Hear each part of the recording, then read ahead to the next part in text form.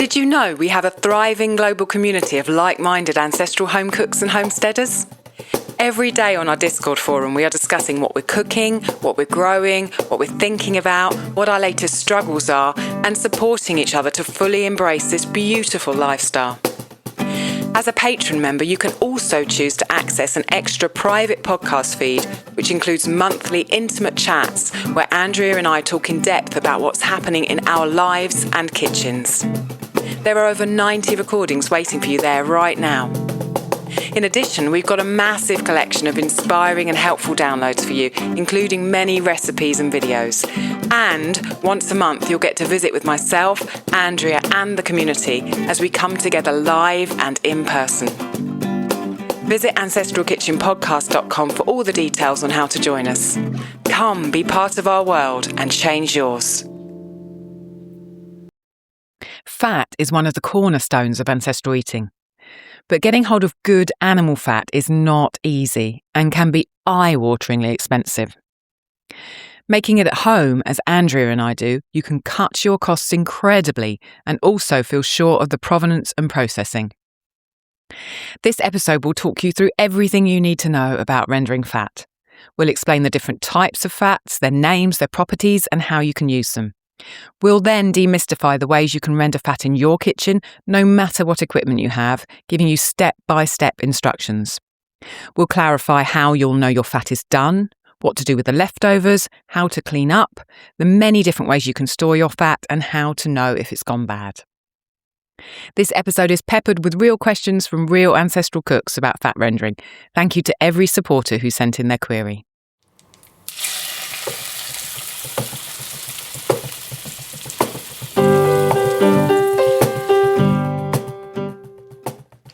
Welcome to the Ancestral Kitchen Podcast. I'm Alison, a European town dweller living in England. And I'm Andrea, living on a family farm in Northwest Washington State, USA. Pull up a chair at the table and join us as we talk about eating, cooking, and living with ancestral food wisdom in a modern world kitchen.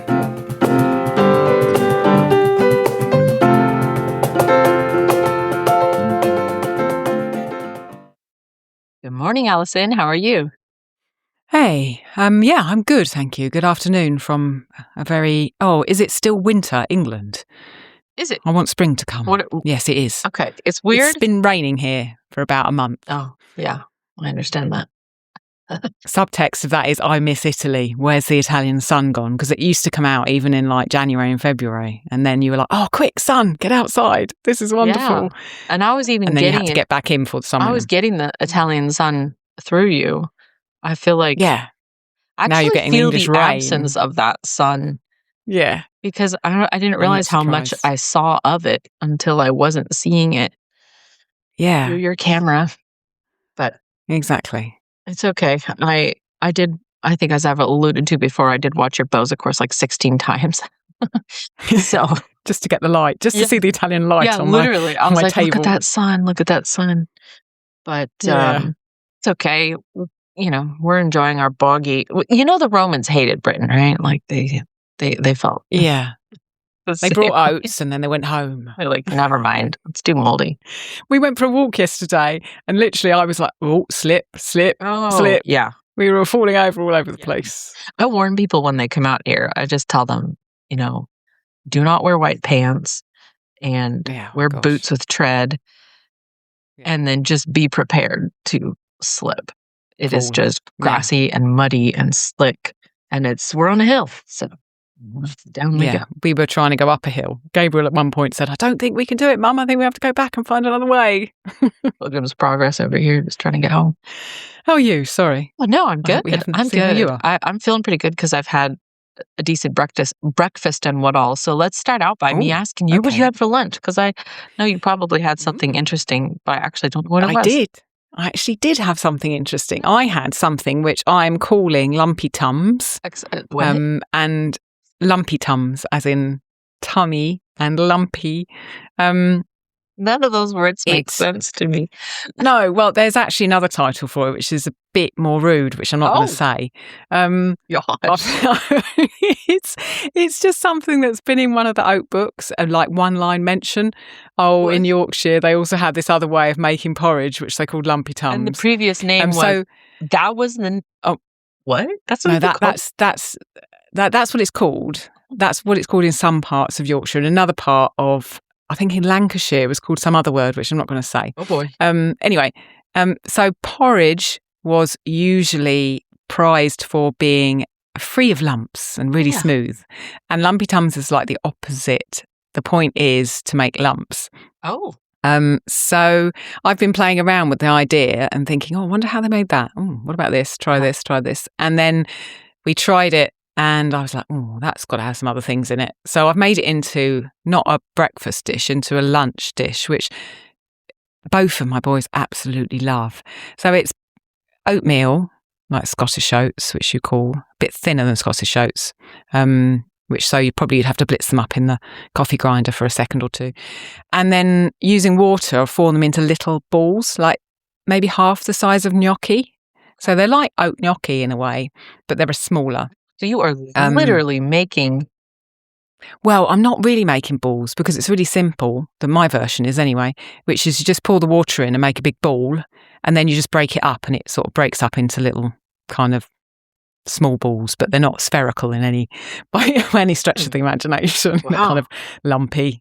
And then I'm putting those in boiling water and they cook, but because they're not like a gnocchi in that, gnocchi cooks in water and then the water gets thrown away and it's clear still. The oats have smaller particles and so they're actually producing a kind of a soupy porridge around them as well as lumpy bits, lots and lots of lumpy bits. And then I'm kind of developing a recipe for the book for them, which involves frying onion, mushroom and bacon separately whilst that lumpy tum is cooking, whilst the lumpy tum is cooking in another saucepan, and also then steaming some greens. And then at the end, I'll put the greens, onions, the bacon and the mushroom in with the lumpy tum, stir it all around, and then put a load of grated shredded cheese in, stir that all around.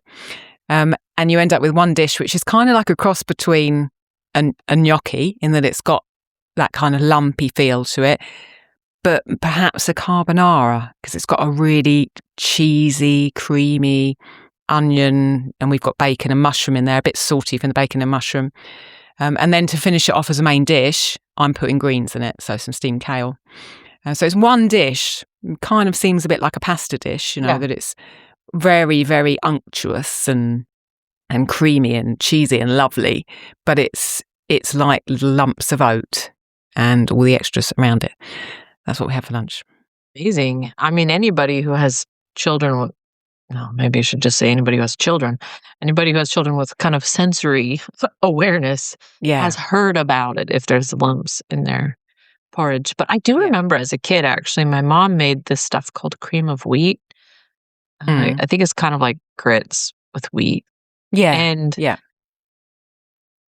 the idea was to be smooth, but I was always kind of liked it when, there'd be some little lumps in it, maybe by accident. I liked the chewy texture of them. So, sometimes, it's interesting doing the research that, when porridge was cooked as porridge, it was supposed to be smooth, but some people liked the lumps. They're called knots. That's what they seem to be in the literature, knots. Wow. And so some people used to make a browse, which is a traditional Scottish way of making porridge, but doing it very, very quickly by pouring boiling water over oatmeal. And some people liked to create knots in it by not stirring it as much, and having lumps. I quite like the lumps. And Rob's usually I don't like those bits, he's usually fussy about that kind of thing, but he really likes it. He's like these are like gnocchi, they're lovely, Are they called knots like N-O-T as in I did not stir this, or knots like knots in wood? Because with a K, yeah, that's what I was picturing. So that I could see also, anybody who's had to split firewood, which is probably anybody who was living prior to coal, would know how you come across those knots in the wood, and there you are, stuck. Interesting. Yeah. Wow. Okay. But very, so very this beautiful. is going to be knots in the in wood's book. very beautiful. You promise? Yes, hopefully. And it's only just off the press, really. So Katie, my chief recipe tester in Germany, hasn't even had this one yet because I'm still thinking, do I need a bit more salt? That is fresh. How's the balance of the greens? It was very much a test this time, and I think I'll probably do one more before I send it to her. So it is hot off the press. It is so great seeing her testing out your recipes. And it's nice that oats are gluten-free, so she can run those through her kitchen. Enjoy them. Well, my food was What about you? Well, it was not as exciting. I poached a couple eggs, and my mom was here on Sunday. Everybody came over for our big American football game that kind of ends the season or whatever. And I don't know anything about football, but let me tell you, I like making the food. So actually, half of us were upstairs cooking, and the other half were downstairs watching. And those of us that were upstairs, everybody come up and they're like, "Come on down." And we're like, we're having fun up here. I don't think so. It's like, this is literally perfect, to have half the people who are just excited to be able to make kind of party food and half the people who really want to watch the show. Yeah, it was a great combo. And then they would come up and tell us the score when our city's football team won by quite a lot. So that was fun for us. Bonus. Yeah. But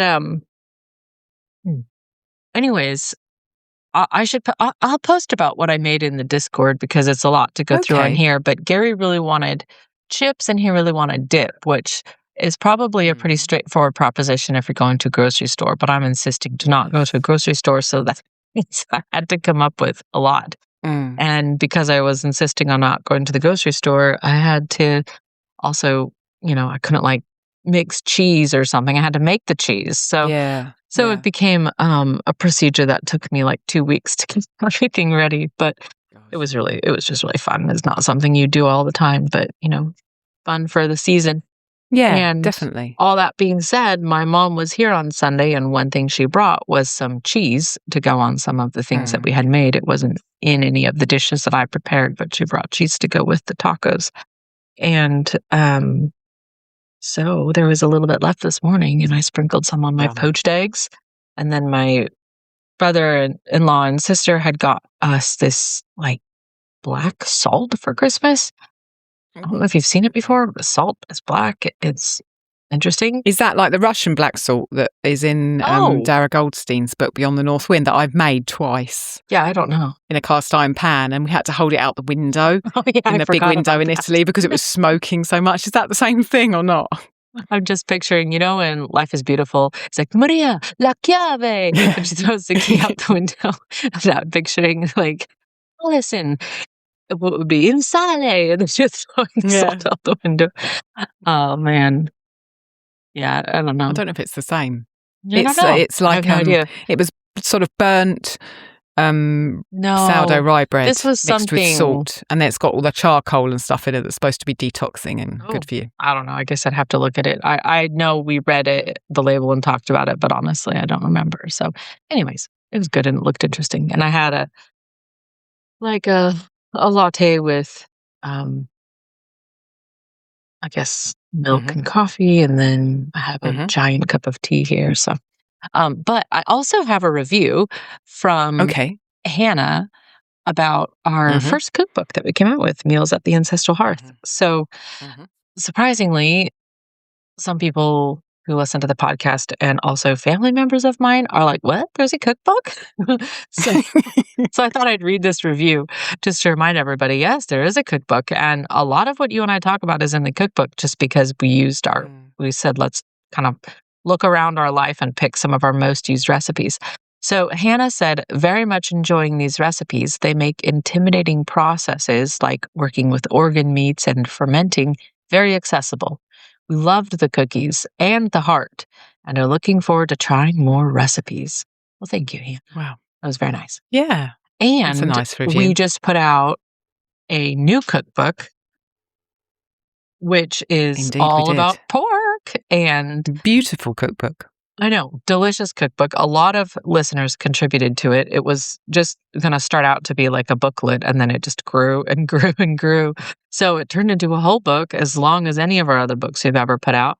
So Laura said, I finally got a chance to look through the cookbook and listen to the podcast, which is our first episode of this year. Both fantastic. Thank you. Yes, the podcast episode is great. If you want to hear, oh my gosh, Allison. So me and the kids wanted to listen to Rob's song, obviously. Oh, okay, the pig song. So the first thing we did was we skipped to the end to hear the full song. Don't worry about the podcast. Let's just listen to the song. I was like, pork, and let's hear the song. And we loved the song, but I was driving, so like I couldn't stop it, And so then it started doing our little outro. And there's this part where I say in our outro, leave us a 5-star review. But for whatever reason, I just sound weird. And do you? Don't know. I thought I did.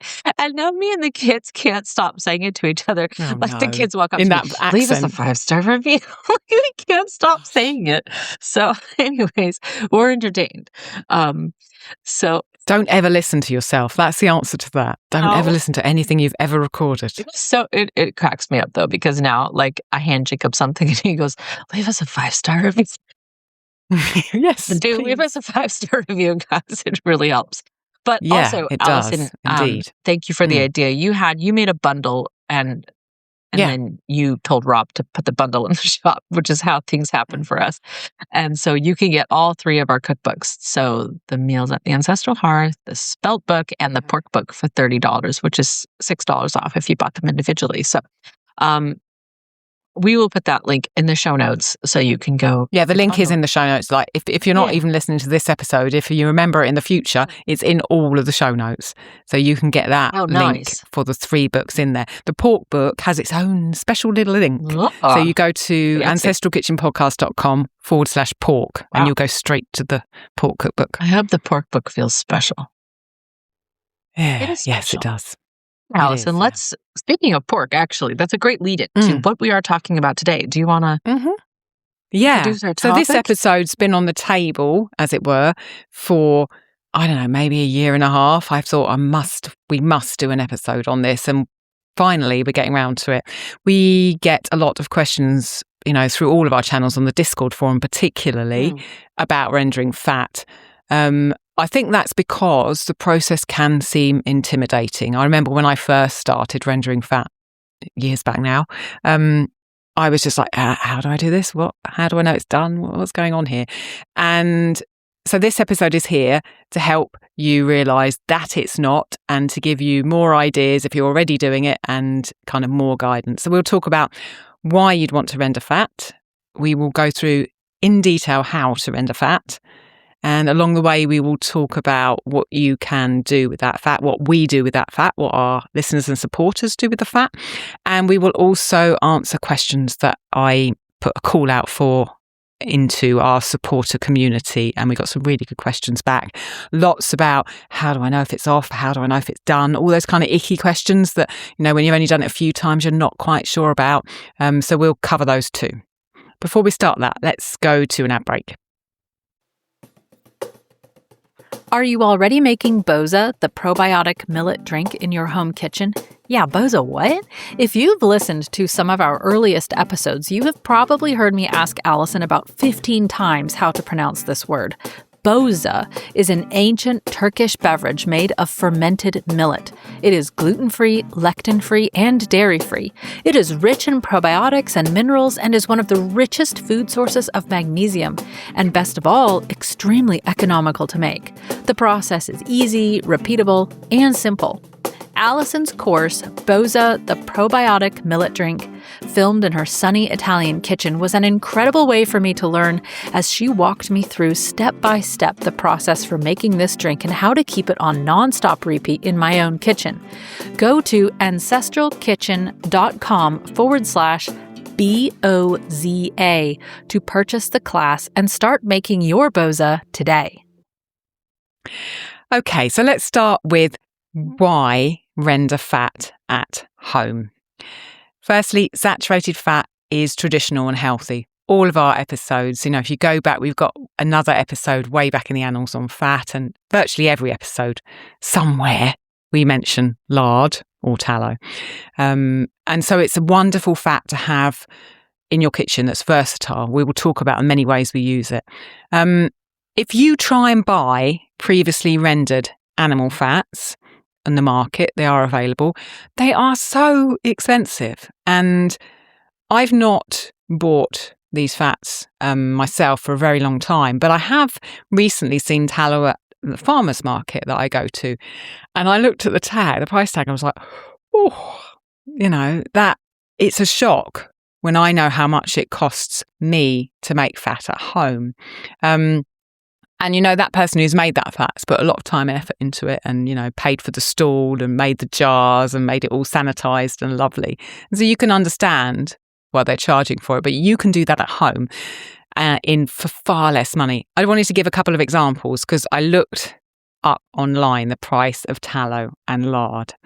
So I found one tallow, which was 450 grams, which is about £1, isn't it, I think? And that was £14.99 pounds sterling. So that works out at £33 sterling per kilogram. Wow, I'm going to give you an example. Selling tallow. Well, exactly. This is what I mean. It's wild. The lard basically was about the same. I found a 190 gram jar, which is just a bit less than half of that tallow. That was £6 British. That works out at £31.50 per kilogram. Wow. So both around the same price, like over £30 a kilo. Duck now fat for me, would probably be even higher, wouldn't it? Even higher. Yeah. I would have thought, and goose fat probably even higher. Yeah. I can buy a pack of 3 kilos. That's about £6 of back fat or beef fat from my regenerative farmer at the market for £4 British. And from that, I make, depending on, what fat it is and what else is on that fat, whether there's bits of meat on it or not, I generally make about 1 to 1.4 kilos of lard or tallow. So I'm making potentially up to 1.4 kilos of tallow for £4 plus the electricity, whereas that same amount of lard or tallow would probably cost in excess of £40. So it's 10 times the price to buy it online. The beautiful which is thing is that so much of lard rendering is hands off. Yes. Or fat rendering, which we will talk about. So exactly. It's not really like, but it takes a whole day. It kind of does, but it doesn't. Yeah. It's a bit like the sourdough thing, you just go back and stretch and fold it every hour, maybe. Does it make you realize, maybe you Allison, forget. If you go way back to our episode, The Fats We Love, The Fats We Leave, where I introduced the two gentlemen, Procter and Gamble, and how they were making a waste product to replace tallow and lard. Yeah. Tallow, I mean, I don't know what the relative price was back then, but consider also that animals today produce more fat. They've been bred in many ways to produce more fat. Yeah. So it was probably a little bit harder to get, so perhaps relatively more valuable.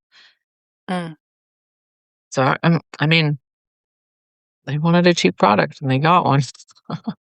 Yeah. There's, I think there's a download for supporters on our site of you kind of flicking through one of those old Crisco I'm not sure if they magazines. can still get the video because I don't have that hosting program anymore that hosted the videos, but I do know that there's a download of like some of the recipes and things from the book. Right? Because we could just basically cross out the Crisco and put lard and make those recipes. Yeah. Which is fabulous. Yeah. Anyway, that's a good episode. Yeah. So as well as the price, if you go and try and buy lard out in the marketplace, it potentially could be horrible. And you were mentioning the pork episode, which headed up this year for us.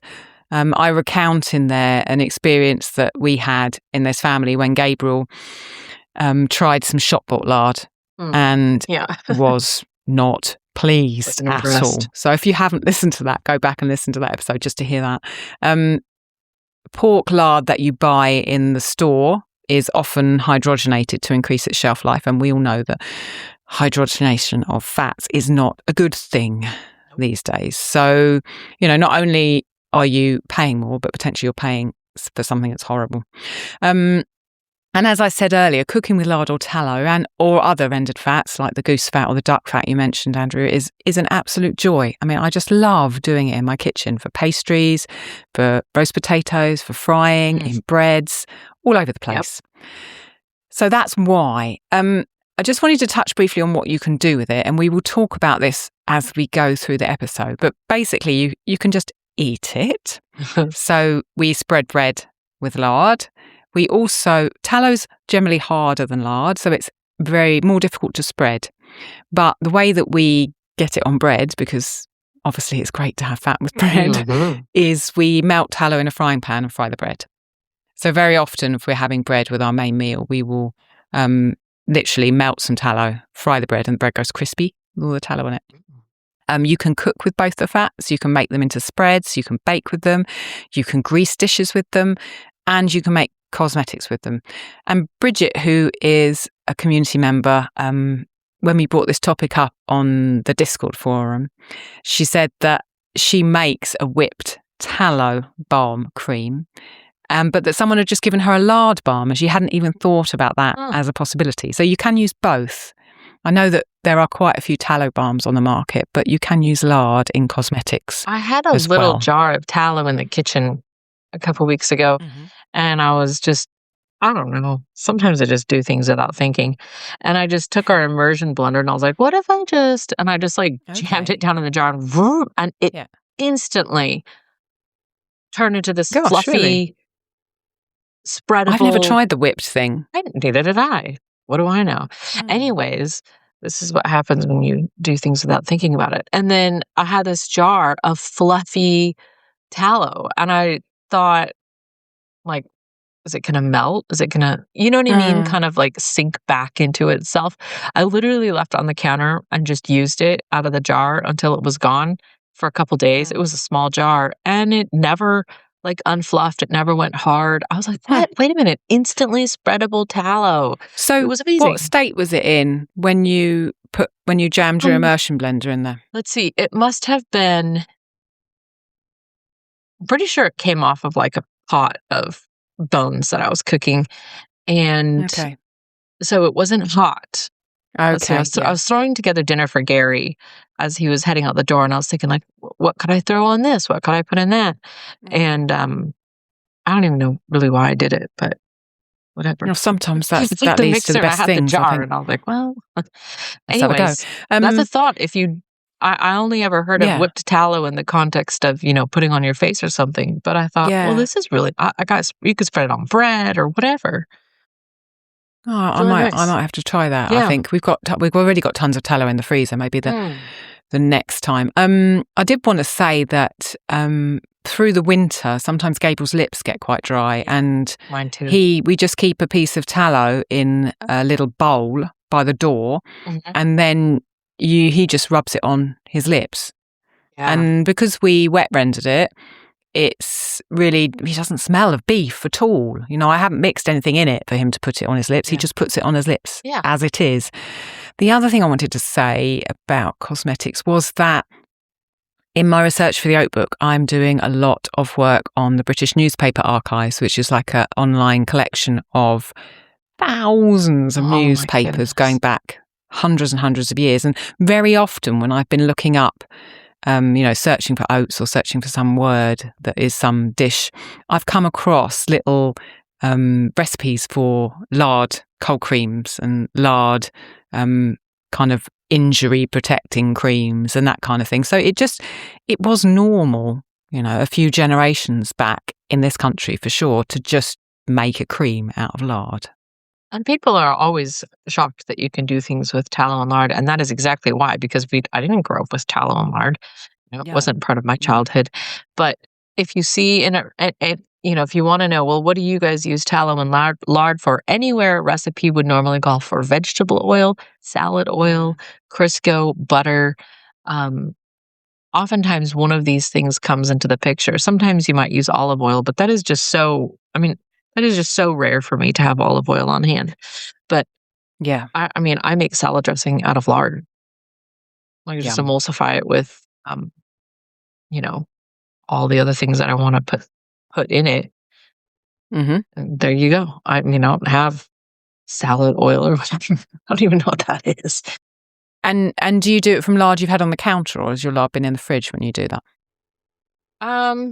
Let's see. Probably room temperature. I'm thinking back.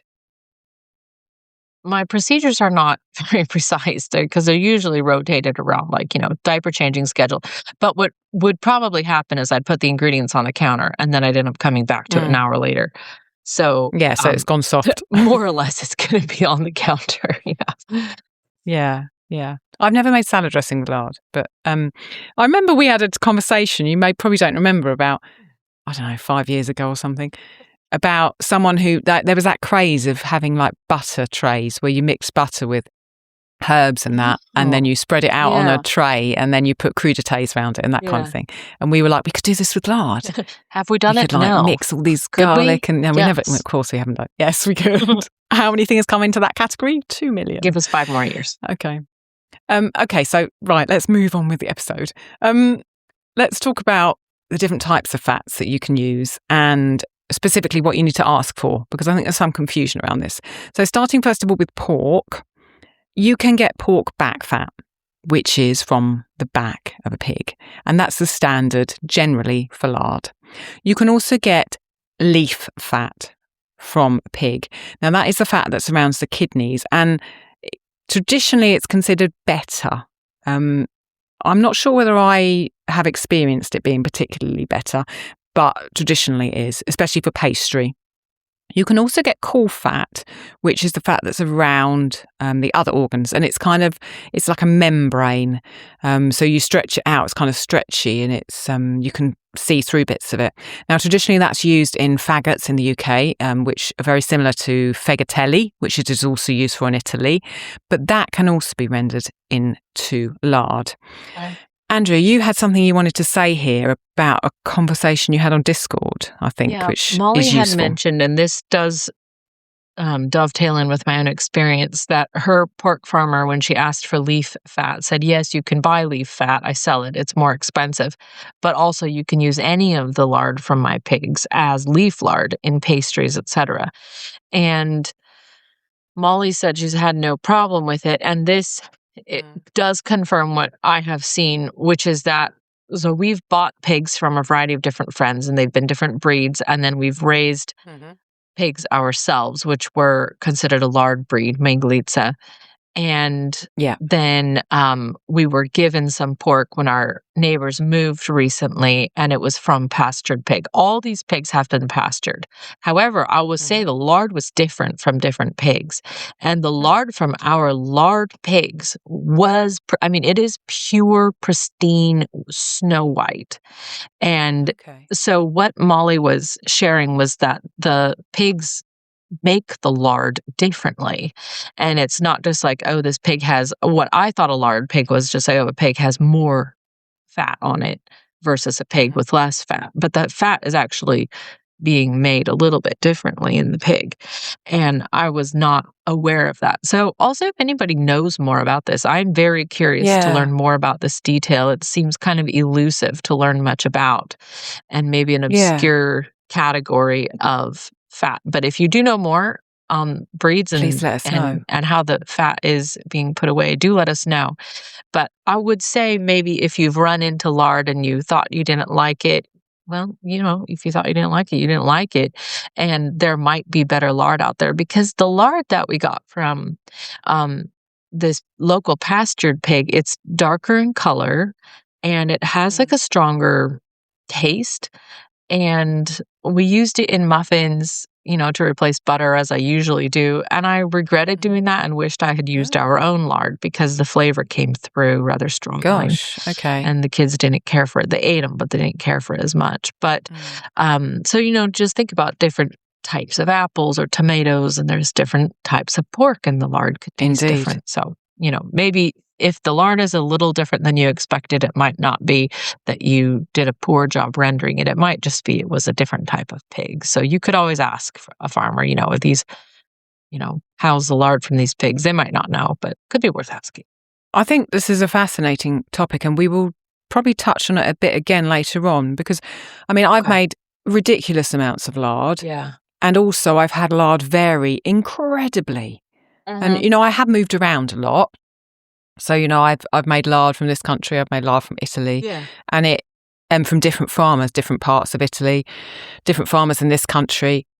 And I really have seen lard that's very, very different. Yes. And, some of that might have been the breed of pig, as you just talked about. I think there are other things that play into it as well. And I think we'll talk about that a bit later. Let's go on to beef before we forget that we're in the sourcing section. I'm trying to remember. Okay, so beef fat, the fat from a cow, makes tallow. But there's also another word associated with beef fat, which is suet.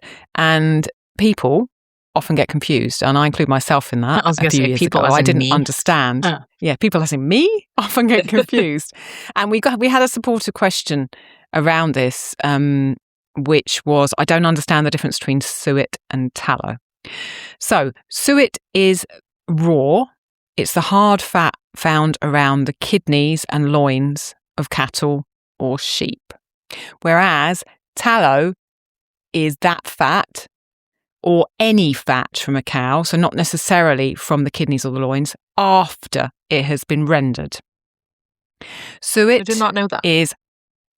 So suet is hard and crumbly. Yes. If you get some suet, you'll find it kind of breaks up in your hands. And it's used traditionally for fakey pastries or suet puddings. When you get it, you should keep it in the fridge because it's raw. Rendered tallow, however, it has a very different feel. It's waxy, it's smooth, and you don't need to keep it in the fridge. It's shelf stable. And then generally we would use that for high heat frying, for searing, and for making cosmetic products, as we've talked about. So the first time, go on. Well, this might be my ignorance showing, but on the suet part, before we move on past it, I wanted to say, up on the pork, when you said the leaf fat was from the kidneys, yes, this could be my ignorance showing, but when we did our pigs, we pulled the leaf fat from inside the belly area.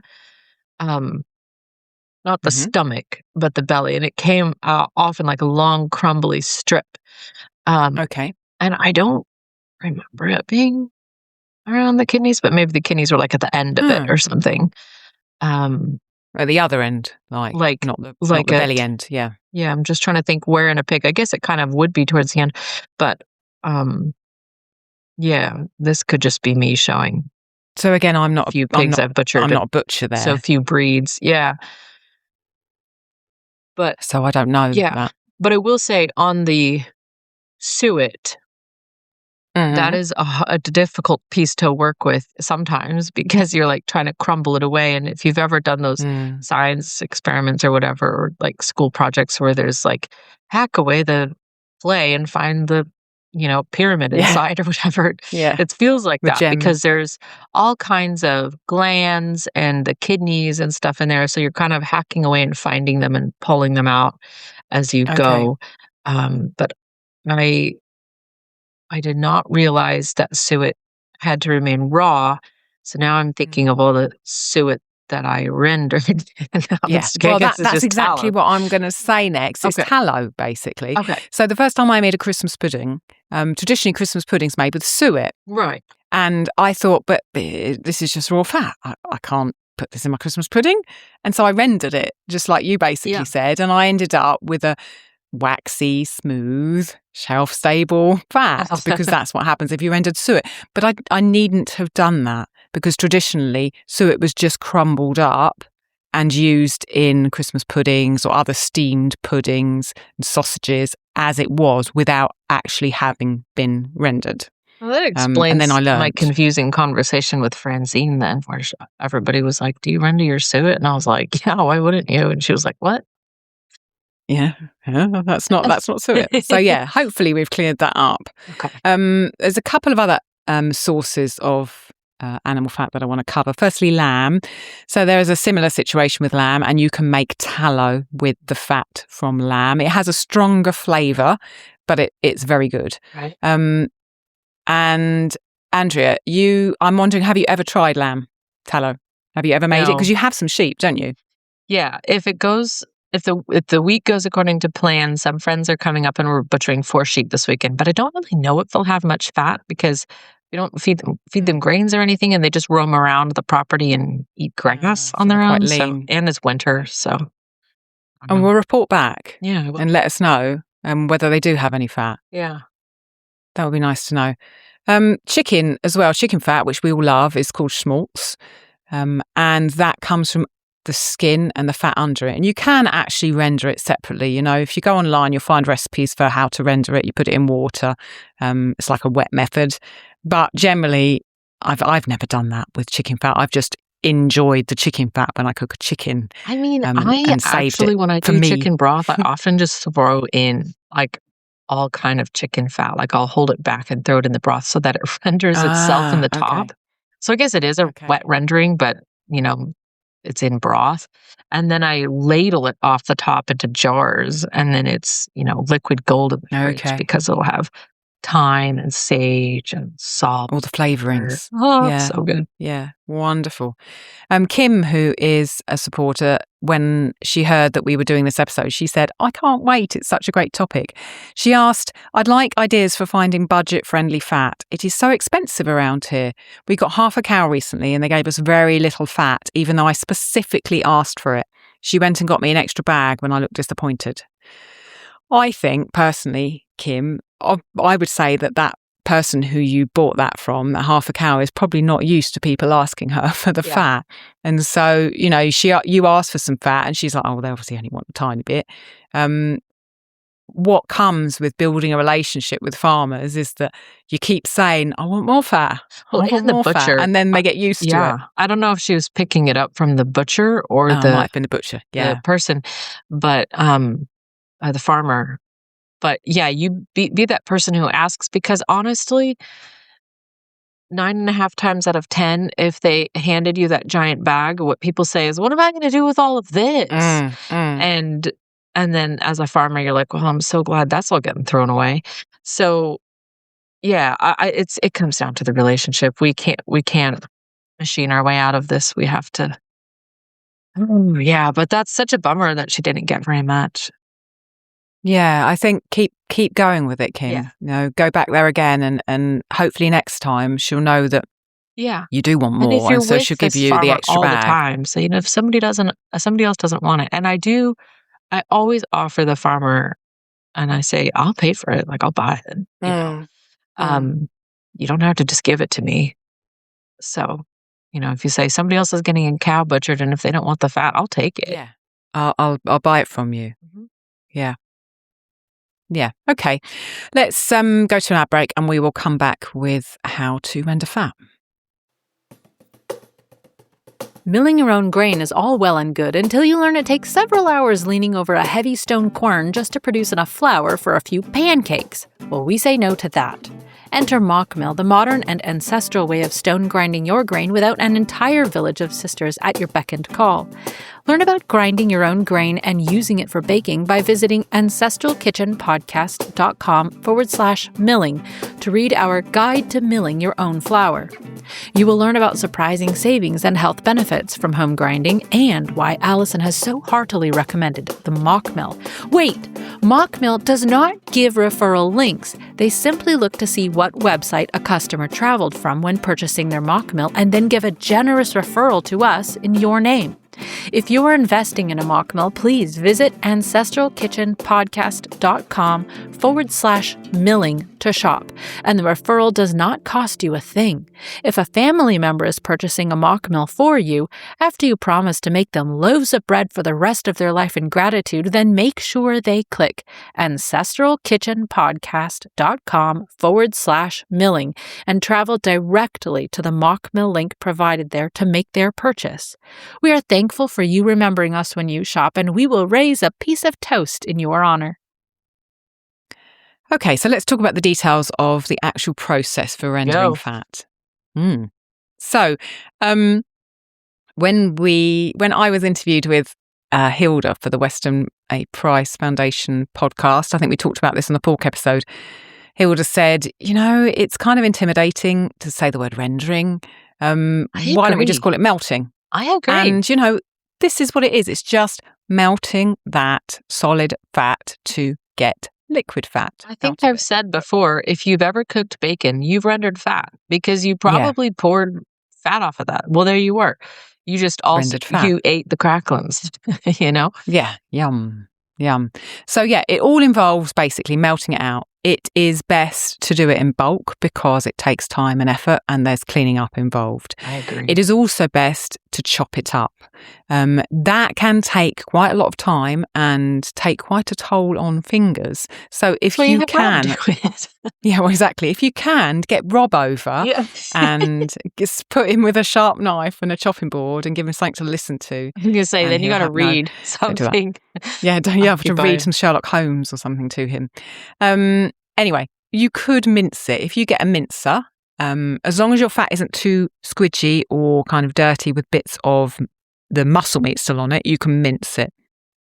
Or ask your butcher or your farmer if they will mince it for you because they have big mincing machines. And what does it take really to put 3 or 4 or 5 kilos of fat through their mincing machine? The smaller you can get it, the better, because the kind of economics of it, if you're melting a big piece of fat, it's going to take longer and be slower to get all of the fat out of that than if you've got smaller pieces. It will be more efficient if you have smaller pieces. So once that fat is chopped up, you just need to heat it. So when we're heating it, we'll talk about what you heat it in. Microwave. And what temperature to heat it in. Well, of course, yes. I'll just go and buy a microwave to do that. I'm now thinking of what would happen. Oh my gosh. If you, there's got to be a YouTube video somewhere of someone doing that, hasn't there? No, don't do it. Explode? Don't do it, guys. That seems like a bad idea. I don't know. No, don't do it. Don't put it in a microwave. You can put it in the oven, in a Dutch oven or casserole. You can do it in your slow cooker. You can do it in an Instant Pot. You can even render fat on the stove. When I rendered that suet for that Christmas pudding incorrectly, I did it on the stove.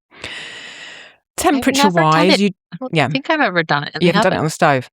Haven't you? I'm always on the stove because I can't use a slow cooker or the Instant Pot really without sacrificing. Oh, so you always do it on the stove? Wow. Yeah, always. I don't think I've ever done it in the oven. So how do you control your temperature on the stove? You're assuming How do you know that it's not too hot? Do I know? I don't know. Do you know? Just keep stirring it and just look at it. Okay. Yeah, I don't know. See, I like the slow cooker or the Instant Pot because I know what temperature my slow cooker or my Instant Pot runs at. And so I know that that's happening and what temperature it's at and I can trust it. Honestly, I've never stuck a thermometer in it or anything, so I don't know. I didn't even know until I was reading through the notes. I was like, oh yeah, I guess that's probably about what it is. Because like if I'm frying something, I want to get the temperature up to like 350 or something. That takes considerably higher heat to get my fat up to that temperature. And I know how long I have to wait for that. But when I'm rendering it, I don't get it up very high, as we'll talk about later. There's reasons for that. Yeah. Okay. Well, let's talk about that now. Okay. So basically, you want to heat it up enough for that fat to start coming out. You don't want to overheat it. Yeah. So smoke points for fat are high for saturated fat, but you don't want to push it anywhere near that. In my Instant Pot slow cooker setting, I know that when I put it on high for slow cook, that is around, in centigrade, 99 to 100 degrees centigrade. If you look at kind of charts and tables online, it says that the optimal temperature for rendering fat is between 104 and 121 C. So you can see that my 100 C is quite lower than that. Now, 104 to 121 C in F is 220 to 250. Ooh. So if you're in the States, you're looking for a temperature that's 220 to 250. You can check that with a probe thermometer. Lard has a smoke point that's way above that, 185 C, which is 370 F. Lard is outrageous. That's the lowest smoke point. It can go up to 218 C for 400 F. Yeah, depending on the source and the processing method. So you've got a long way to go till you're going to get lard to a smoke point, but generally you want to keep it much lower, like 220 F, 104 C. Beef tallow has a smoke point that's around 375 to 420 F, 190 to 215 C.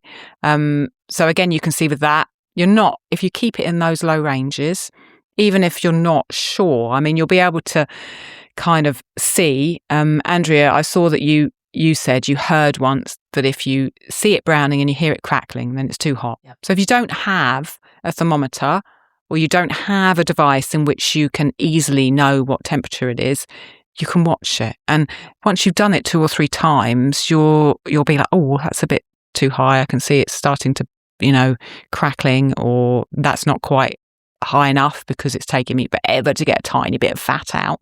Yeah. And you'll learn kind of... Mm-hmm. Yeah. Like that's a bit sad. If you had it too hot when it went in and like basically cracklings kind of congealed on the bottom, how else to say it, and then they made a thick layer and burned. That's, I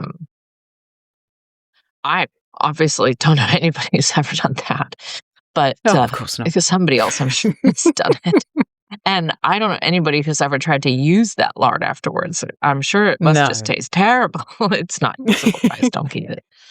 But that's how we learn when we don't have. Yeah, indeed. Thermometers. Indeed. You've got something to share before we move on to the 2 main methods. This is just kind of funny. And the dry. One of our supporters I like it. said her daughter, who is listening her way through the episodes on this podcast from the very beginning, asked her, should I use olive oil to cook something? And her mother said, no, I don't typically cook with olive oil. It has a low smoke point. And her daughter said, oh, so it turns into free radicals quickly. And she goes, this is your child on Ancestral Kitchen.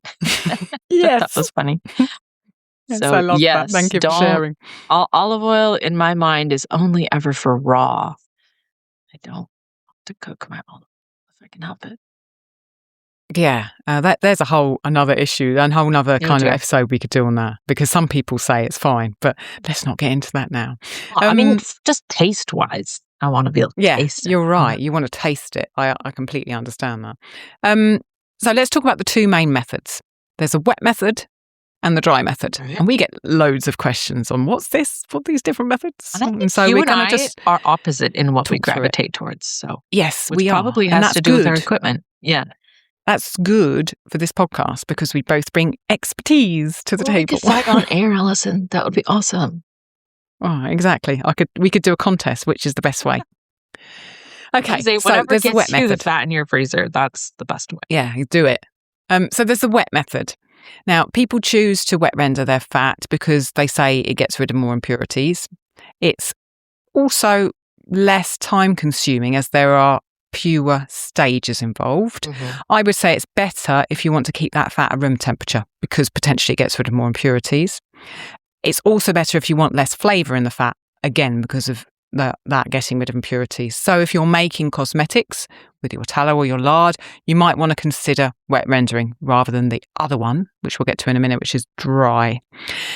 For wet rendering, also, it's better if you've got fat that isn't that clean. Yeah. So what I mean by clean is like often, we would have lard that still has lots of bits of flesh still on it. And when we dry render it, we're trying to take that flesh off before we start with it because it's not a process that's going to get rid of impurities as well as wet rendering will. So if you've got fat that's kind of not particularly clean, it's got bits of meat on, it's got kind of sinewy bits and things you don't really know what they are on, and you don't want to spend time cleaning it, as in chopping those things off, then probably wet rendering is a better choice. Yeah. Andrea, I should probably state now you come down on the wet rendering side. You're cheering for wet rendering. Yeah. So tell us why you like to do it. Probably related to the fact that I don't have a temperature control device now that I'm thinking about it, because I find I tend to be more successful if I can put the water in it. So I'm thinking about this. Okay. Probably plays a part. I used to think that the idea with wet rendering was that you would steam off the water, but that is incorrect, as you will continue to describe. But I also find that I can be more hands-off the rendering process when I use water because I'm usually doing multiple things coming in and out of the kitchen, teaching school with the kids, trying to do 14 other things. And I'm like, oh yeah, I forgot there was a pot on the stove. Yeah. So that is helpful for me. I can see how your combination of using the stove and having the kids and being in and out a lot means that you're not able to watch it as much. If you were able to use a slow cooker, then maybe that wouldn't matter so much because the temperature's perhaps more regulated. But in that situation, I can see how the wet rendering is really useful. Yeah, and we're on a gas stove, which we've talked about before. Yeah. It tends to produce like a more intense heat. Heat, yeah, exactly. So there's the concern of potentially, if you were busy with the children, that fat might burn if there wasn't water in there. Okay, let's talk about how to do wet rendering. So you mince chop your fat. Then you add fat and water to the heating vessel that you'll use. Now, my research, and when I've done it before, I've just added 1/2 inch of water, but you add more, Andrea, yeah? Yeah, and that is based on that I didn't actually do any research. I just threw some water was doing what worked. And what I found was when I added more water, I had less risk of things burning. And I liked having a substantial amount on the bottom. I felt like there's enough room for everything to get kind of sucked down into it. And sometimes maybe it's also related to, Allison, that we're trimming our own fat. And it sometimes even friends give us chunks of fat and it'll be like hair and all kinds of stuff that you really don't want in your fat. And so and as we'll talk about later, I don't like straining fat. So but I had a lot. I had like, I don't know, a couple cups. Couple inches. So a lot more. Yeah. I think maybe if it's on the stove, it's not as sealed. Again, with the Instant Pot, it's a proper seal. And so that water's not going to evaporate. It's not going anywhere. Yeah. Okay, yeah, that would play a part for sure. Yeah. You can add salt. Do you add salt to yours? I've never done that. No. Okay, so the salt's supposed to bring out more of the impurities. When I do wet rendering, I often do add salt. Maybe and then try that. you heat that mixture for 6 to 8 hours. And in that time, the fat will render its liquid out into the water and the impurities, everything kind of all together. The cracklings themselves, the bits of solid fat, which we call cracklings after they've been rendered, at the end of that time should be small and brown, darker. So they'll go in, if it's lard, they'll go in kind of really light. If they're tallow, they will go in kind of yellowy, and they should be darker in colour and much smaller. Over time, you begin to learn, how long you can do them based on what size you've cut them to. And after that, you strain out the water and the fat into a bowl and then let that cool, put it in the fridge. Then that will harden. Now, in my experience, this bit's always easier to do with tallow because tallow goes really, really hard, whereas lard doesn't go as hard. So when that's refrigerated, if it's tallow, it will be rock solid almost. If it's lard, it will be more solid. Then what will happen is the fat will be at the top and the water, the impurities and the salt will be at the bottom. So you have to separate those two things. And for me, I've got a metal bowl and I'm using a kind of bendy spatula to go around the side of that cake of fat and then try and get hold of it and turn it upside down on a plate. The water gets thrown away. If you want to, at that point, you can take a photo because it looks like a cheesecake and you can share it on Discord, as Andrea always does. When you invert it, it's going to look like a cheesecake with like a jelly mush top. On the top. Yeah. And then I kind of, like you said, I just scoop it off. Oh, our dogs love this piece. I don't keep this piece because there is like junk in it. If your meat was fairly clean, then I think Diana said it looked really good, so she kept it and used it for something, which should be fine. Because when we say impurities, often you're just referring, like you said, to little bits of meat and whatnot, not actually anything bad. But you scrape all of that off, and I get it really, really polished and clean. And then I cut my cake into literally cake slices, and I freeze those cake slices, and then I package them individually and have little wedges. Yeah, so that's exactly what I do when I wet render. So turn the thing over and throw away the water. On the bottom, there's this, like you said, this kind of bit that's a bit sort of not so solid and it's a bit dark in colour, and you just scrape that off with a knife. And then you can do it again. So some people who make cosmetics as a business then put that fat back into the heating vessel with more water and more salt and melt it all again. And then take it out, cool it down, put it in the fridge, scrape off the bottom again. I've never done that. I've only done it the once. I could see if you were doing cosmetics, maybe that would be worth it. Yeah, you may want to do that. Exactly. So that is wet rendering. Do you have anything else to say about wet rendering, Andrew, before I go on to dry rendering? No. Okay. So dry rendering, I'm on the side of dry rendering. I've just done it more often. I've done wet rendering like 3 times, I think, dry like 1,000,000 times.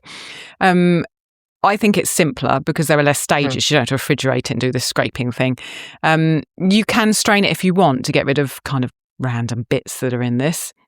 Now, I do dry rendering all the time and I get beautiful, pure white lard. So it's not as if you do it using the dry method and you end up with loads and loads of impurities in it. When I pour that lard into jars and let it settle, often you'll see with lard and tallow that if there are impurities, they will go to the bottom of the jar once it's gone solid. And my jars of lard do not have that on it. You know, there's not loads of bits of stuff in it. I make sure that the fat is clean before it goes into the dry rendering process. But having said that, I don't keep my lard at room temperature. So it's not like I'm leaving the lard out for months and waiting to see if it goes mouldy or not, because that's what some people say happens when they dry render, because there are some impurities in it. I keep my fat in the fridge and the freezer, so I never get to kind of test that. How to do dry rendering? The same as with the wet rendering. You mince and chop it to start with. Make sure you cut off any flesh or bits that look a bit not right, don't look like fat. And then you put your fat into your heating vessel and you heat it to the temperatures that we were talking about a bit earlier. With dry rendering, you need to drain it regularly. And when I say regularly, at the beginning, usually when our vessel is heating up, I could maybe leave it 3 or 4 hours without draining it. As the vessel starts to get hotter, then I can be draining it once an hour, every hour and a half. Don't leave it in there too long because it will potentially burn. Yes. So the way to tell, generally what we do is, we pack the vessel with the fat at the beginning, and it's right up to the top and it's all white and it's all beautiful, and then it's heating up. After 3 or 4 hours we'll come back and we drain it by having a metal bowl on the surface with a metal colander resting on it, and then we pour it all through there. The fat goes through into the bowl underneath, and then all of those bits of fat, which are a little bit smaller because the fats come out, go back in the vessel to continue to be dry rendered. The lid goes back on, my timer goes on, and we come back again, in an hour, do the same thing. Generally between those times when I go back and check it, I like to, if the fat has solidified in the bowl, I will transfer it to a storage container. So then when I come back again to drain it, 2 or 3 hours later, then there'll just be warm lard going in there again. Yeah. So I don't end up with tons of bowls with all this fat everywhere. I try to keep a sort of a process line going on. You basically just keep going with that heating and draining until the cracklings are much smaller and darker in colour. And again, it just takes experience with doing that to know when to stop. If you open the pan and you see that it's kind of smelling a bit funny and it looks like the fat's going a bit yellow, then you've gone too far. Yeah. But again, at the beginning of when I did it, I took them out too early and then I put them in a pan. I was like, look, all this extra fat's coming off. I didn't leave it long enough. Yeah. So it's just a matter of getting used to it based on how big you cut your fat.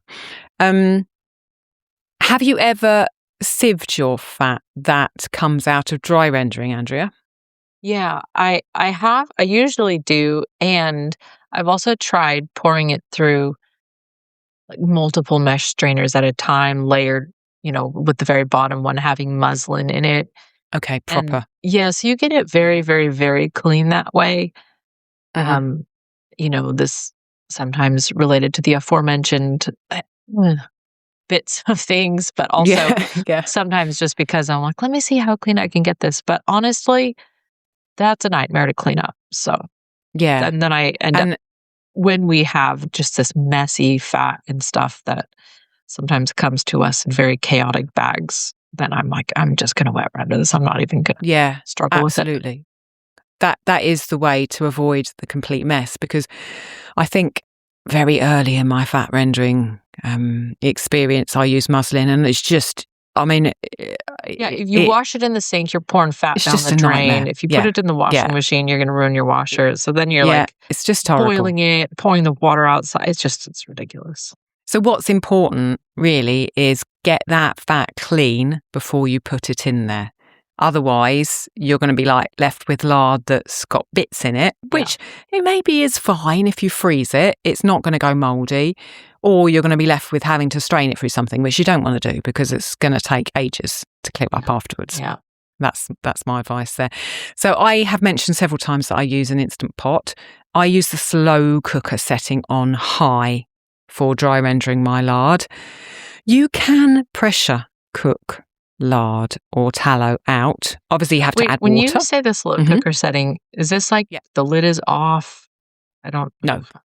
No, the lid goes on just like you would as if you were using it as a pressure cooker, but you choose the slow cook button, not the pressure cook button. And then there's the option to have it on low, medium or high, and I choose high, and that takes it to 100 degrees C. I've never done that, so I'm not familiar with it. That's brilliant. Yeah. It's brilliant. Yeah, I use my Instant Pot as a slow cooker all the time because, as long-time listeners will know, my slow cooker blew up last year, and so I replaced it with an Instant Pot. You have not had an Instant Pot as long as I have, but you have used it way more than us. Yeah. And way Rob's more in love with it. Rob's like, this is the only kitchen gadget you've ever bought that's made my life easier. He has said that to me before. It's the best thing ever. Yeah, he loves it. So let's just mention you can pressure cook it, and you add water to pressure cook it. I have tried pressure cooking tallow in the Instant Pot. I did it for 2 hours on high, but I haven't done it again since, because when I opened the Instant Pot after 2 hours, I thought, well, those cracklings aren't very small. But I drained it, and then I thought, okay, well, let's put it on again now for another 1 hour maybe. And of course, it takes ages to get to blooming pressure. So I'm like thinking, I've just depressurized this and wasted all this thing looking at it. And now I've got to repressurize it again because I've got all these cracklings that aren't done. And I did it for another hour, and I opened it and I thought, those cracklings aren't very small. And in the end, I was just like, I'm not doing this again. Yeah. So if you have successfully done it or wish to embark on the journey of pressure cooking your fat out, then please do enlighten me as to the successful way to do it, because I haven't found that yet. Okay. I wanted to talk a little bit more about how different the fat will be. We've talked earlier, Andrew, you talked about how it potentially depends on the breed of pig. I also think it depends on what it's been fed. I've had lard that is very soft when it's been in the fridge, and lard that's been very hard when it's been in the fridge. I've also had lard that's slightly different colours. I think the most... The reason why lard is different colour generally is that the way that it's been rendered. So it's very, very easy to keep your lard at too high a temperature when you're rendering it. And if you do that, it will go yellow. So an easy kind of graphic example of this is often when we finish doing the lard in the slow cooker, we will take out the cracklings, and I kind of know there's a bit of fat still in them, and I want to make them crispy for us to eat, and I'll put them in the frying pan, like the cast iron pan, and I'll turn that on what I think is quite low, and I'll heat them, and then I drain that fat out into a bowl or something, and potentially those large cracklings that we've got are crispy and lovely. But when that fat solidifies, it is much yellower, depending on how long it's been in there, than the lard that we've made with those same cracklings. So when that lard starts to burn, maybe the cracklings are getting too small and they've lost all their fat, or you've got the temperature too high, it's more likely to go yellow. That's not the only reason why it would be yellow, though, but I would say that's the main reason why my lard that I've made has been yellow. I also think there's a... Oh, go on, yeah? Well, I was going to say that I have had a lard batch that I recently processed, and I followed the same process as I always do. Nothing was different. And it almost looks like tallow, like it's so golden. Gosh, really? But I did not overheat it. And so it's not the only way. And it's the one that tastes stronger. So I thought, well, let me put that into my anecdata folder, because it made me wonder, Deb's question. Yeah. It made me think about that, because given that I didn't do the pig myself, I don't know when it was butchered. Our neighbors gave it to us, and I know the farmer that it came from in the farm, and it's a very good farm, and I know everything's pastured out there. So I'm guessing they probably did it in the fall, which is when we usually butcher too. But I just thought, I don't know, maybe the pig was foraging different things. Yeah, I think the feed has a lot to do with it. Yeah, I'm sure it does. I have this kind of tendency to think, if they've had more grain, maybe the lard's softer. So maybe the lard that I got that was really soft was a pig that was more grain-fed than the pigs that I've got now, where the lard is I had harder. Pigs that they got very little grain, like if they stole grain from the cows or something, but it wasn't like they were feeding on it. And their lard is pretty soft. Yeah, so it's not just that. It's not as simple as that, is it? There's so many different variables, I think, involved. I do think that lard you had that was yellow and the kids didn't really like it in the muffins, what flavour did it have? It was just a porky flavour, was it? It wasn't really porky. I honestly don't know exactly what to say. If it tasted, kind of like pork, it might have been okay, but it was almost a little... I don't know. But it's not a horrible flavor, but it wasn't like, oh yeah, give me more of that. And, Deb was asking about the different colors. Yeah. And I know colors often come down to nutrients. So, like the cows, you can see the color of cream change throughout the year. It's going to be very sort of white during the winter when they're eating dry hay and things. And then in the summer, you get this very dark, golden, beta-carotene rich kind of Factor X cream that Weston Price talks about. And so you're getting like an instant visual on how their fat composition is changing. And of course, if they're putting fat away in their muscle meat, then those nutrients will be similarly affected. Yeah. So I thought, well, maybe it's just that maybe these pigs were foraging more of a, I don't know, colorful things or something. Yeah, that change the color of the fat. Yeah.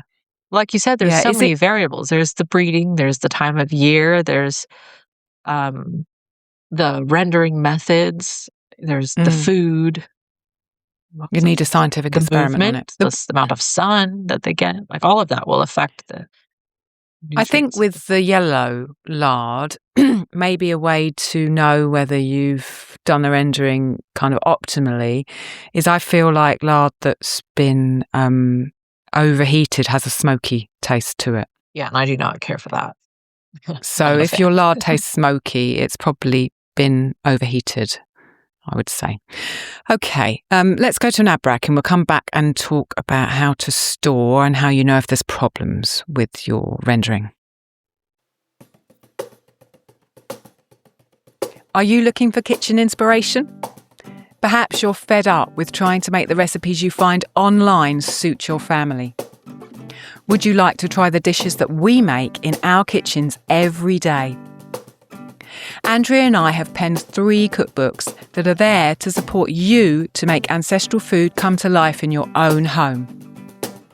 Meals at the Ancestral Hearth, our first cookbook, has 20 foundational ancestral meals, all of which come directly from our kitchens. Spelt Sourdough Every Day is my baby, taking you through how to bake a myriad of delicious ancient grain goodies. And the Pastured Pork Cookbook shares our love of this often overlooked meat with over 35 recipes featuring heritage pork, offal and lard. Each book costs just $12, or you can get all 3 for $30, saving you $6. And all of the funds go directly to keeping us on the air. Head to ancestralkitchenpodcast.com/shop and get cooking. Okay, how to store rendered fat. So, when I make lard, generally I make a lot of it. And so I will use whatever container I have at hand. And usually after we've made lard or tallow, if you go into the cupboard where our containers are, it's empty. They've all gone because all the containers are being used to store the lard. So, I mean, potentially someone who's more organised than me would have jars that sort of don't have necks that go straight up so they can be put in the freezer so they won't smash and all stack on each other and all of this lot. I don't have that, unfortunately. I just have whatever containers we have available. If you're using containers that have plastic in, do remember not to pour your rendered fat into those containers when it's too hot. Wait until you can kind of spoon it in. So you can store your rendered fat on the counter if you want to. And I think that wet rendered fat, if you've been following along with our kind of versus each other, is probably better, an easy one to put on the counter, less likely to go mouldy. You can store rendered fat in the fridge and you can store rendered fat in the freezer. Andrea, how do you store yours? I would definitely say how I store it is dependent on time. And I would caution against storing for a long time in a cupboard or fridge. I have done all of the methods, all of the ways, and I've had all of the problems and some of the successes. And I just would say for consistency, keep it in the freezer, because I would say 100% of the time, the fat I stored in the freezer did not mold. Yes, absolutely. It just depends on how much you're possibly willing to risk losing. And I have done meticulous sterilization, following the rules to the letter, and still had batches of fat mold. A friend and I have discussed this at length because we both have butchered a fair amount and we've both done this over and over, where we've had some of it stays okay in a cupboard and some of it just doesn't. And we cannot, some invisible microbial variable that we're not able to spot. But bear in mind, it can come from the air. So as clean as your container is, as soon as you ladle hot, lard out of your pot and transport it through the air and pour it into your sterilized jar, it did touch the air, and the air is, full of contaminants. So I would suggest freezing. I would not say to can it. It is not advised. Okay. Even if you put your hot lard in a jar and put a lid on top and screw the lid down, then the heat inside the jar as it cools will naturally vacuum and pull that lid down.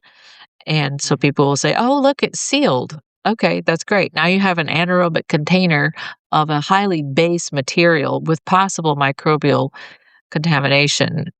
That's how you make poison. Let's not do that. Yeah. So go ahead and pop that bad boy in the freezer would be my suggestion. And even the refrigerator, I hesitate for long lengths of time. And another part of that is because, as we alluded to before, there are different things making up the fat or the, saturated fat, or the way the fat is made by the animal may vary from animal to animal, and that might play a part. I don't know for sure, but I would say that for consistency and accuracy, I would just put it in the freezer. I agree with you. Obviously, in the past, when refrigerators and freezers didn't exist, people would have kept it in the pantry, probably the coolest place of the house. But for our family, I wouldn't want to risk losing that fat because it went mouldy, because the time that I invest in it is worth a lot to me. It's an investment, and we don't have storage space to leave fat out. We have no pantry, we have a tiny kitchen. And really, that's the same true of the fridge. It's harder for me to store a whole batch of lard or tallow in the fridge because that fridge, the real estate in there is very much used, on a day that we've been busy. That's high priced, yeah. The freezer is high priced still. I've only got a 3-drawer freezer. And so I'm fighting to reorganise things in there to be the most efficient. But still, generally what we will do is keep one container out in the fridge, and that's the one we start to use. The rest of them go in the freezer. Kind of similar to you, I think. Kelly asked about storage methods and how long to keep, including on the shelf, freezing in the fridge. So I think we've kind of covered that. In the freezer, I would leave lard there for, I don't know how long I've left it there for. A year more, for sure. I would say on average you're probably expecting a year because of, you'd come around to your butchering season again. So maybe even a little overlap. I find sometimes, you have a super lardy pig and that lard might take you through more than a year. And, but then, you're going to make donuts one day and it's all gone. So yay. And enjoy those donuts. Yeah. We had another question from Danielle, who all these questions are from supporters, people who are members of our community. And she is at Belknap Creek Farm. You can find her online. She is really raising some beautiful meat. She doesn't ship it, but if you are around Whitney or Lake Whitney, then you can pick up stuff from her. And she's always happy to see anyone who eats this way. She had a question about fat. She's saying she's rendered cattle suet to tallow, pork to lard, and chicken to smolts. And she stored it all either in the freezer or the refrigerator because she's uncertain if she's done it correctly. It is too much work to have not rendered it well and have it go bad on the shelf. How would I know it's done, complete, finished? And I mean, that's basically what we've just I'd say even if you did it correctly, I think you're... Yeah, absolutely. I am certain that I did it correctly every single time. And yet it's still... I've taken some and set it on the shelf and then I put some in the freezer and, all you can do is kind of do the best you can at keeping it clean, Yeah. If you're worried about the impurities, wet render it. If you can cut that fat off, then you'd be fine to dry render it.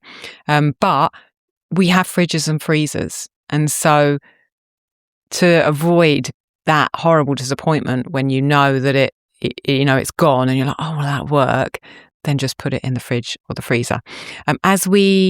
For the second half of that question, as we talked about earlier, when it's done, when there's little to no fat left in the cracklings. And that knowledge comes with experience. The longer you leave it, you get kind of diminishing returns as you pour out the fat. But just do remember again not to let it overheat. Anything else we want to say to Danielle before we move on? No, I think we've covered it, haven't we? Yeah, I think that's it. Okay. Kirsten, who's in Canada, said, when does lard or tallow go bad? How does it become bad? And how do I know it's become unsafe to eat? So we've talked about it going bad. Doesn't listen to you. Doesn't do what it's told. Bad. Doesn't clean up its room. How do you know it's unsafe to eat? Well, I think like pretty much everything, all the ferments, all the things we talk about, we use our nose to start with. Yep. So a lot of other people have said, I know if my fat's gone rancid, immediately I know it smells horrible. So really the first thing you should do is look at the container. Is there any mold on it? How does it look? Is it still looking clean? And then if it's been capped, in a jar with a lid, unscrew the lid and smell it. How does it smell? Because fat, when it goes rancid, has a very unpleasant smell. So I think you would know from the smell and looking at it if it's unsafe. Do you agree, Andrea? It should take a long time to go rancid if it's been well rendered, in my opinion. A very, very long time to go rancid. Lard maybe sooner. But yeah, I have never kept any fat on the counter. No, that's not true. I had some tallow on the counter the other day that I had Jacob throw away the last half of the jar, and I felt like it just smelled a little strange to me. And we have plenty of tallow. There's no point in, testing the boundaries. So I told him just put it in the chicken scrap. But that was tallow that had been on the counter, people dipping in and out of it, putting it into pans and whatnot. So it's like not really surprising if it was sitting there for that long. But usually like tallow untouched in your cupboard would be okay for a long time. I pour mine into jars if I'm not freezing it in blocks. And that is so that I can see up the side of the jar, because often you'll see if something is going to go bad, it will be like a black mold going up the side inside of the jar. So use glass jars put in the freezer. You can. You don't want that. Yeah, exactly. We had another supporter who said she made a lot of lard over a year ago and kept it in the fridge. Some of it has an off smell, rancid, I can see that so I'm guessing it's too old. So that, she saw that it's got an off smell. So trust your instincts. I would throw it out too. Yeah, like you said, if it smells rancid. There's just, not only is there no point in fighting with it, but it's just not going to taste good. So yeah, exactly. And it hurts. I hate that. Okay. What to do with the cracklings? We talked a little bit about this in the pork episode, I think. I eat them as is. I crisp them up further in the cast iron pan if I want them to be crispier. They are amazing sprinkled with salt. And last weekend, I just wanted to share Gabriel's enthusiasm for cracklings with a story. Last weekend, Gabriel and I went to visit my parents on the train for the day, and we had lunch there, and it was not ideal, but it was nice to be with my parents. Like like you didn't bring the lunch, you mean? No, we didn't bring the lunch. No, I'm sorry. We went on the train, and I was just like, I can't bring lunch, and I didn't want to always be like, we're the ones who bring lunch. I'm sure listeners understand that. I know. I wanted to share a meal with them, and they kind of know what we can and can't eat. So we've got sort of boundaries there, which are good. Anyway, we had a lunch which had basically no fat in it at all. And about halfway home on the train, it's a long train journey, Gabriel said, I'm hungry.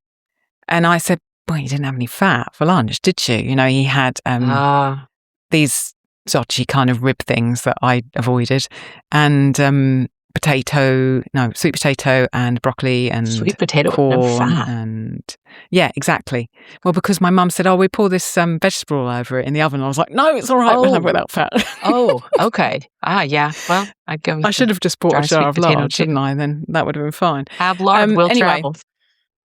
Well, yeah, I have done that before many times in the suitcase. I know it. But so on the way home, I was like, I'm hungry. I was like, well, you didn't have any fat, did you? You had all that kind of bits of food, but there was no fat in it. He was like, and he kind of I said, well, fat, it kind of helps keep you full. It makes you feel sated, and also makes you enjoy your food a bit more because it carries lots of flavour. And he was like, flavour. And he started talking about cracklings. He was like, cracklings.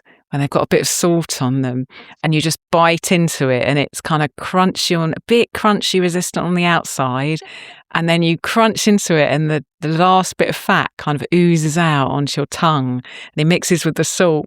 And he said, oh man, I miss them. And I thought, that's my son. That's a child on Ancestral Kitchen podcast, isn't it? This is your child on Ancestral Kitchen. So eat them with salt, crisped up. Sprinkle them on food, vegetables with some cracklings on the top. Scrambled eggs, cracklings on the top. Absolutely delicious. You can put them in bread. There's a recipe in the show notes for spelt sourdough rolled bread with lard cracklings in. You can put them on flatbread, so you can make like a pizza. Don't have to necessarily do it in the oven. You can just do it in a round cast iron pan, make a nice dough, and then put your cracklings on the top of it. Yum. You can put them in the food processor when they're cold and grind them up. And that could be a spread. You can then mix other things into that spread. There's another blog post of mine in the show notes with a recipe for a lard crackling spread that's got hard-boiled eggs in it, which is delicious and keeps in the fridge for ages. Okay, I put that in the pork book because I've been on your website a billion times and I did not know that was there.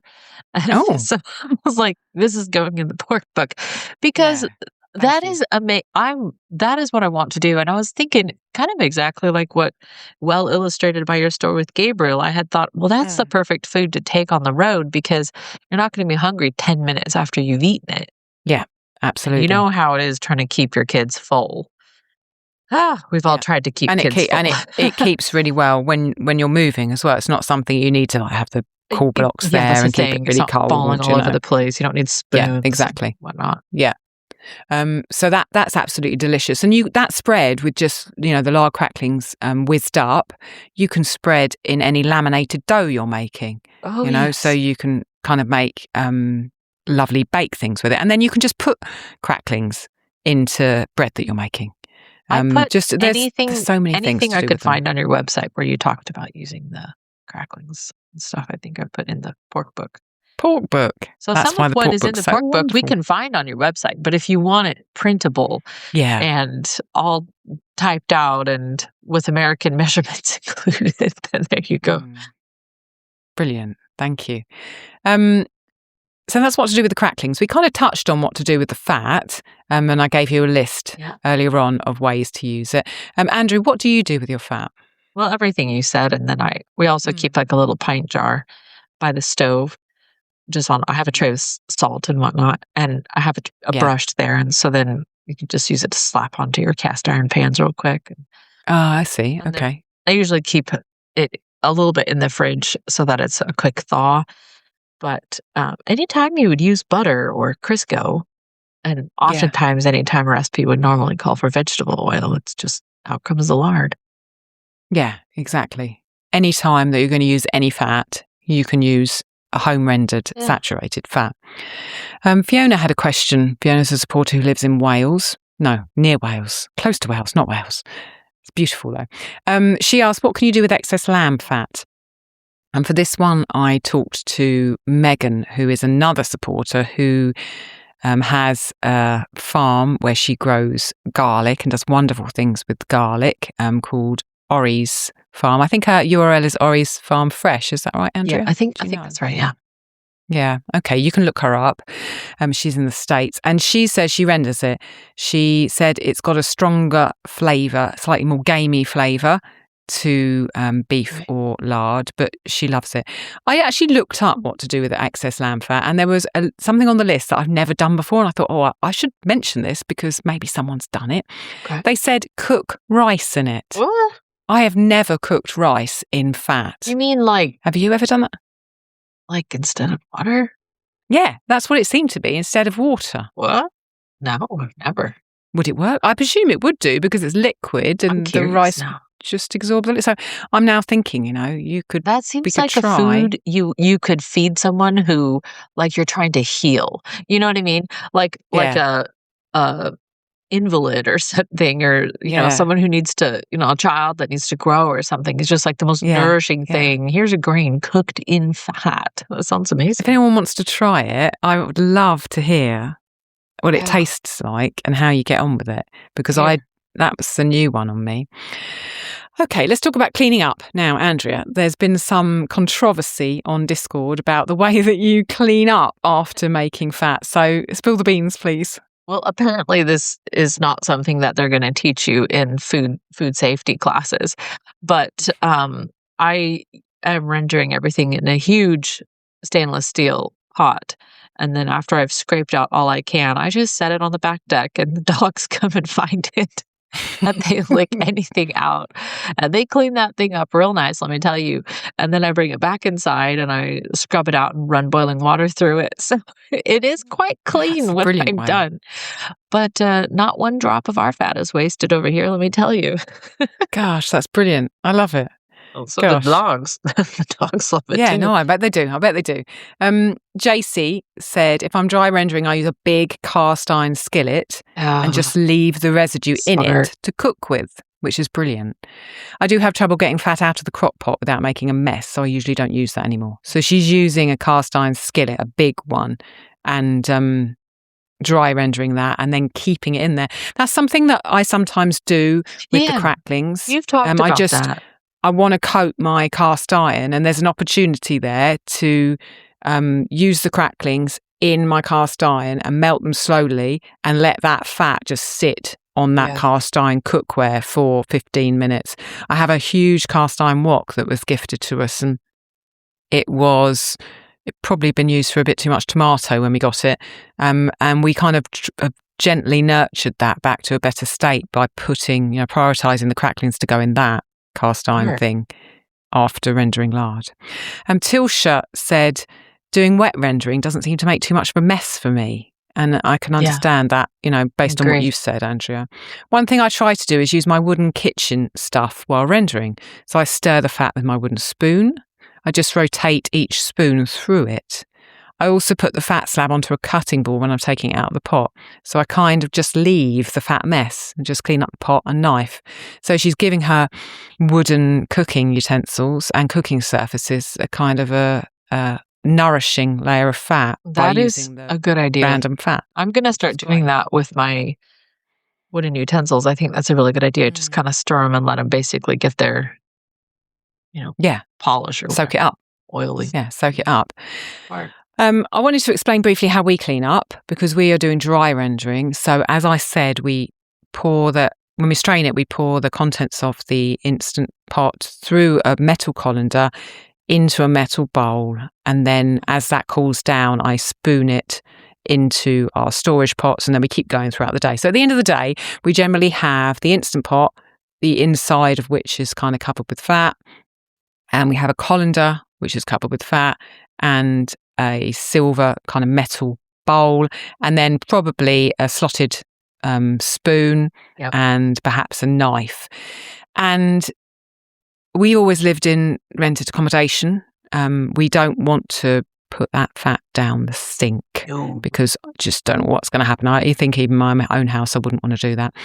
So what we've kind of got used to is I have a spatula that is silicone, that is very, very bendy. I absolutely love it. It's one of my favourite kitchen utensils. I use it for many things, including bread making and for this purpose, which is once I've spooned all of the fat out of containers into storage containers, I will take the bowl that collects it and I will use the silicone spatula to scrape round the outside and the rim, the inside of that, to get out all that fat that my spoon didn't get out when I was transferring it to my jars. And that works really, really well. So much better than using a metal spoon to scrape. Get a silicone spatula and use it to work round the inside of all of your utensils. And it will literally, it will not look like there was slippery, slimy lard on it a minute ago. Yeah. It will look clean. The colander is a bit more difficult, not necessarily the inside of it, but if you turn it over the bottom. Do you not use the word colander? No, I'm just saying it's the worst. Oh, no, it is the worst. You know about the colander thing. Yes. So when you turn it over, our colander has a stand on it, like a circular stand, and that bit kind of catches all the other bits of lard. So I'll have a go at that with the silicone spatula, trying to get as much off as possible. And then I will use kitchen paper towel, and I will wipe everything with kitchen paper towel, 1 or 2 pieces, just to get all the excess fat on. That then goes in the organic waste, which is, because it's just degradable paper with fat on it. I don't know whether you can compost it. We're not doing bokashi at the moment because we don't have the facility to do it in the rented place. Yeah, we don't really have a garden at the moment. So that's going in the waste that the council takes away. Oh, that's fine. Yeah, see, I see that. Yeah, I was thinking if I would have to use like a cloth, and I'm going to wash that. So yeah, exactly. That's the problem. You can't use cloth because you don't want to wash it. So that's why I use kitchen towel, just to get the last bits off. Then generally what we do is, Rob does this, not me, we will pour boiling water over the utensils to get those last bits of fat off. But we do it over a bowl or the sink, not the actual sink, over a washing up bowl. And then the boiling water and the fat residue goes into that washing up bowl or bowl from, the boiling water over it. And then we will take that bowl out to the back of the garden and tip it onto the soil. Yep. This is why we do big batches. It's never going down the sink. Yeah, exactly. That's why I said at the beginning, do a big batch because of the cleanup. The cleanup is quite something. And I wouldn't want to do less than 3 kilos. And the more freezer space you have, I do what I've found is to be the largest reasonable size for me to do at a time, simply because of, I feel like there's a sort of at least for my stove, there's a sort of terminal size of how big the pot can be before it just doesn't render as evenly. But what I have started doing is I'll do it like 3 days in a row. So it's kind of back to back to back. And then that's a good idea. I get all my batches put away because I have the freezer space for it. And I typically have either giant chunks of fat in bags in the freezer or nice, small, compact rendered fat, which is way easier for me to store. So I just started doing that this past year where I was like, you know what? I'm just going to do days, like back-to-back days, because I didn't want to do vast quantities per batch, but I also didn't like cleaning up every time. Yeah, I haven't done that. I don't think maybe we did it once. But what we often do is, rather than clean up the Instant Pot, we'll put bones in it immediately afterwards and just put the bones on. That's a good idea. And so that fat just gets absorbed in the stock. Smart. Which is handy. Or I guess you could throw rice in it and make that rice sausage casserole out of the pork buck because it's already greased. Okay. Gosh, I'm getting a bit hungry now. Okay, we are almost there. So let's talk about eating fat from the top of stock. When you make stock, there is often a layer of fat on the top. Andrea, do you eat it? Yes, for sure. Yes, you do. Okay, yes, so do we. So do we. And we made a beef stock over the weekend and I put it in the fridge the evening we finished it. And then in the morning, I scraped all the fat off the top and put it in a container and it's in our fridge. We have a long discussion about the question, which sometimes comes up, which is the fat on the top of broth rancid? And there is episode number 40 of our Kitchen Table Chats, which is our private podcast available for supporters, where we called on the wonderful science brain, which is Hannah in our supporter group, who is, I'm going to give her wrong job title, so I probably won't say what she is, but she's a scientist, a research scientist. And she is fabulous at looking at all papers on things and researching footnotes and finding out if quotes that people have said as from this article was actually valid or, she digs in. And we called on her to say, look, is this true? Is this right? And she came back with some amazing answers. And we talk about it in the episode number 40 of our private podcast feed, which has hundreds of episodes on it now. I wish I could live in her brain for like one day. Just one day. Oh, I couldn't cope with it. All the information would drive me insane. So I said one day. Yeah, one day. Quick, get see out what of it's here. like to be that smart. So yeah, basically, you would know kind of what the answer is when we say we eat the fat from the top of the stock, because both of us do. Tilsha asked, do you keep all of the fat you make? My family loves ground beef and beef burgers. When we cook the beef, fat comes out. I like to keep mine and then render it with all my other fats. I also keep any fat from my broths. This holiday, our ham had more fat than we like to consume in a meal, so I kept the bits we cut off as well. And of course, you have to save bacon fat. Oh, yeah. Indeed. Yeah, we keep virtually all of the fat that we make. Often when I'm doing something like beef burgers, I will try to make room in the pan and put some bread in just before to fry it in the fat that's come out of the beef burgers. Absolutely delicious.